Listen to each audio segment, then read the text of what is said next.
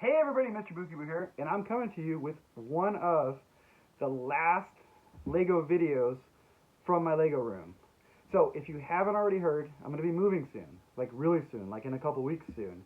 And so this is probably the last video of the city as it stands today and as it looks right now, because I'm starting to get in the process of just tearing everything apart and getting ready to move.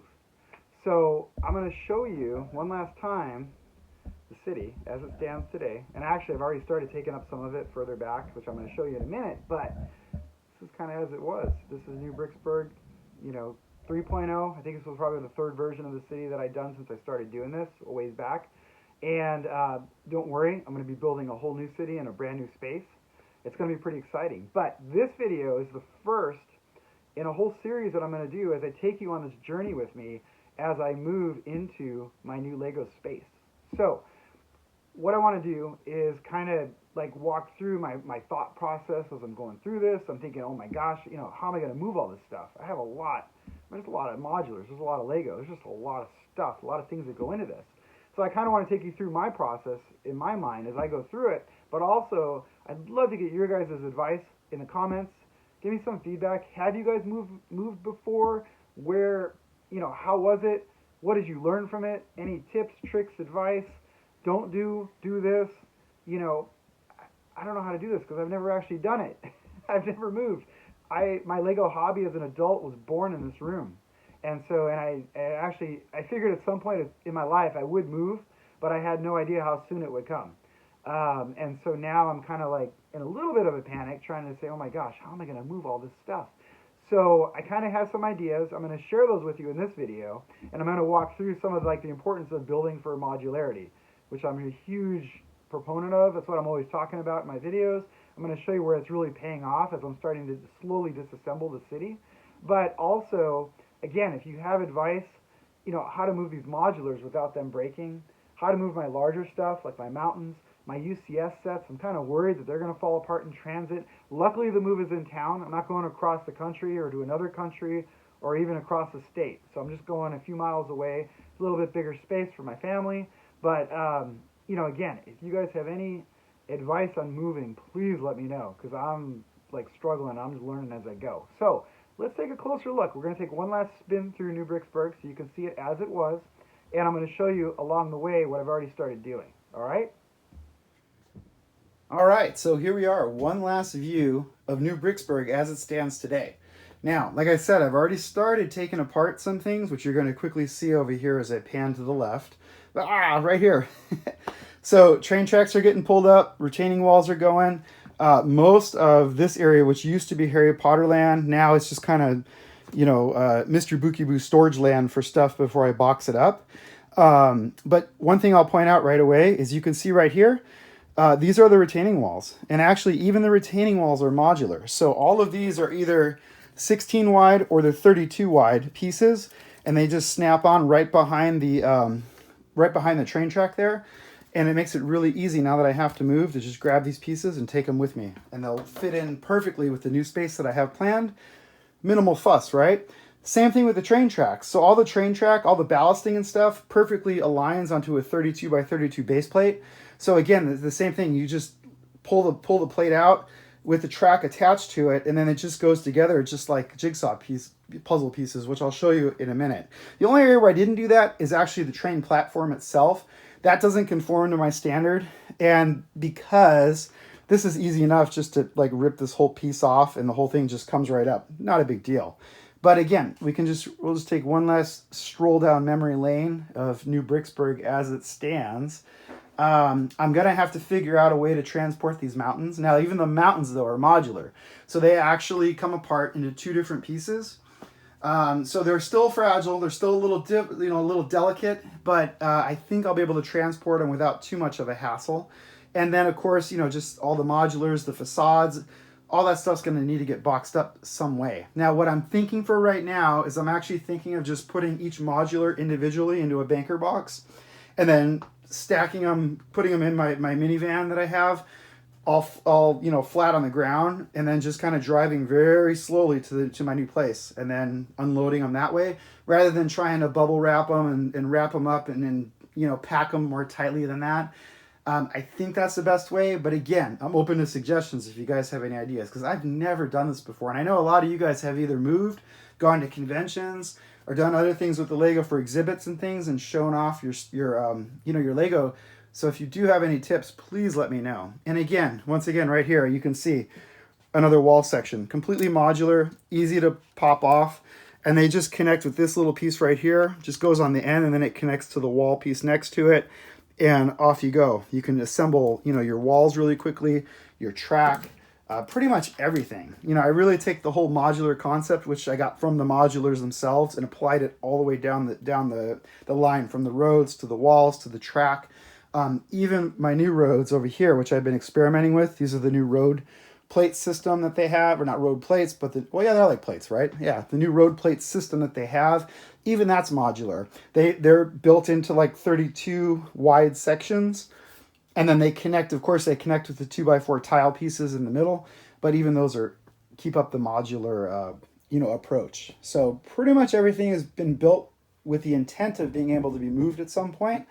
But again, this is a whole new ball game for me, because I've never actually had to do that. And even as we get over here even more, you can see once again the platforms that I use to support the city. It's just 3/4 plywood or pine in some cases. This is an old pine one that didn't warp, and it's a shorter piece, so I don't have to worry about the warping as much. But the longer stretches are 3/4 ply. It's been super durable for me, minimal warping, really strong. I've had very little issues with that. And then, of course, you can see the table supports. These are 2x2s cut down to size with adjustable feet. And again, I can't emphasize enough the importance of adjustable feet in a layout, especially if you have, your foundation in your house is like slightly crooked, or your tabletops are not quite straight, or anything like that. This makes it super easy to level things and get it all perfectly aligned with those adjustable feet. Ninjago Land. So this area I actually haven't even really started doing much with yet. I've just been really pulling up track over here, putting away like all the train cars you notice are mostly gone for the most part. My next step is probably going to be to take like the vehicles that you see here and stuff, starting getting those all boxed up, the minifigures, take out some of the electrical, like the lights in the foreground, and then we'll tackle Ninjago Land. This has a lot more delicate parts and pieces to it, and so this is going to require a little bit more of a gentle touch to actually get this stuff kind of boxed up. Maybe some specialized boxes like for Destiny's Bounty, and like of course Ninjago City and Ninjago Gardens, because they're just gigantic sets. But again, the same kind of theory applies to that. So we're gonna zoom around here, and again just say goodbye to Ninjago Land, goodbye New Bricksburg, goodbye Harry Potter Land that never quite got to prime time. Goodbye old Ninjago Land. Hogwarts is going to make the transition as well. We got some cool stuff. The new layout actually is going to be really cool. It's going to be something I've never done before. I'm going to go with a peninsula layout instead of this U-shaped layout that you see here, because actually my new room is going to be wider than this room, a lot wider. And so I'll be able to do some unique stuff that I've never actually been able to do before. So I'm pretty excited about that as well. So let's take a look at some of the boxing that I've done already, and you can kind of get a feel for where I'm going with this, okay? All right. We're in a part of the room that I rarely film. This is like more towards the entrance of the Lego room. And right now, it's actually filled with all these boxes. So this is all the Lego that I've boxed up so far. And so one thing you'll notice right away is I'm labeling everything Lego and then kind of what it is, so that I have an idea when I get to the new place. I can quickly say, hey, yeah, this is a box that I need right away. This is a box that can wait. This is just a generic box, whatever. But the important stuff, I'm making sure that I label it, and I'm trying to keep everything together. So for example, I have my Chinese New Year, like miscellaneous bits and pieces in this top box right here. You'll see, as like some of these other ones, this one over here has an asterisk on it because it's super important, because that has all the new road pieces that I've been buying. And I'm going to need that fairly quickly with the new layout. When you get into the boxes, like this box right here in the foreground, so this is my Lego train track.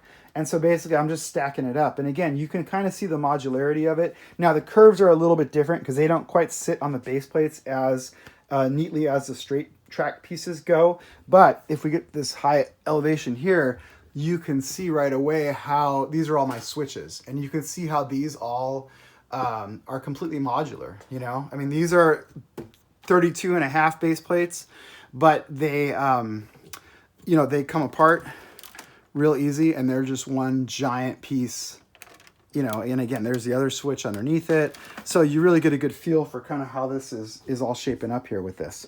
The stuff over here, now this is actually interesting. What I'm thinking, I've gotten some advice from some friends. What I'm thinking for these is I'm just going to put painter's tape over the drawers so they don't fly open while they're in transit, and I'm just going to kind of move these as is. I'm not going to like box them up or do anything fancy like that, and I think they'll make it through the journey. Now, these special sets, like these are like my favorite, my treasured, you know, vintage Lego castle sets. Some of these bigger sets, the roller coaster, the Ferris wheel, I haven't quite figured out what I'm going to do with those. These are going to go individually in one of these banker boxes, and then I'm just going to transport them. It's going to take a couple more trips, but I think it's going to be worthwhile because I'm not going to try to squeeze everything into, you know, a larger size box and put like 4 of these things wrapped in bubble wrap and stacked on top of each other. I don't know. I just don't feel like that's good. I feel like it's more effort than it's worth. But again, you guys let me know what you've had experience with moving and stuff. And let me know if you think that am I being foolish? Am I going to be in for more of a world of hurt if I leave these kind of loose, you know, one set in a box kind of thing? Are they going to shift around too much as I'm driving? Maybe I should pad it with something. I don't know, I can pad them with like towels or something like that. You know, I just don't know. And then of course, you know, I have sets that are unopened. I have my piles of joy or piles of shame, depending on who you talk to. So I have quite a few sets that have not been built or that I've been slowly scavenging for parts. Those, you know, if they're the larger boxes, I'm not planning to box these up. I'm just going to kind of throw them in the car, stack them all up, drive them over, unload them. Luckily, Lego's not that heavy, so we should be in good shape with this.